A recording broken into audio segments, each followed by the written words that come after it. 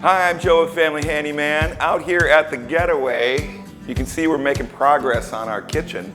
Today I'm going to show you how to create a kitchen island using RTA cabinets.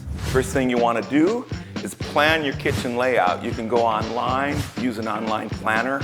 Also, check out our video on how to assemble RTA cabinets. It's really quite simple. So is making a kitchen island. Let me show you how.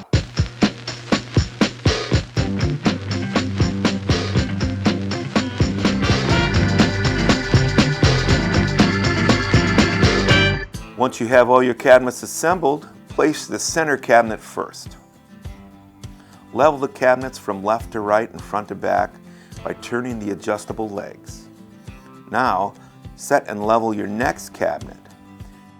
Clamp the cabinet to the first one while you connect them using 1 1/4 inch screws. Continue setting and leveling and securing cabinets to each other. Once all the cabinets are connected, check the hole run using a 4-foot level. Measure the distance between the floor and the bottom of the cabinets and cut 2x4s at the length to create mounting blocks under each cabinet.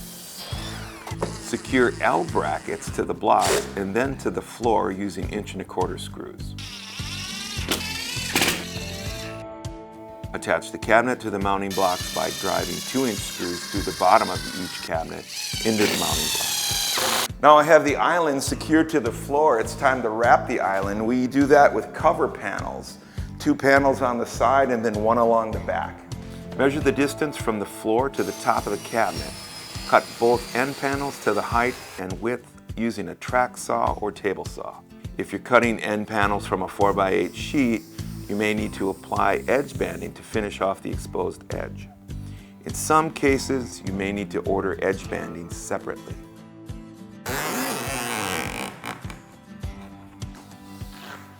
You attach the cover panels on each end of the island by aligning the front edge of the panel with the front surface of the door and drawers.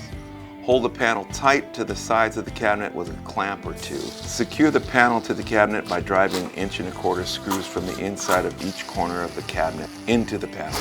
Now I got the cover panels on the ends. Time to put the back panel on. If your island is less than 8 feet, then you can use 1 cover panel for that. This island happens to be a little bit longer than 8 feet, so we're going to use 2 cover panels with a transition board in the middle. To splice the 2 panels together, you will need a transition board between them. Measure the distance between the 2 end panels, divide that number in half and subtract 3/8 inch to find the overall length of each panel. Cut the panels to length using a circular saw or table saw.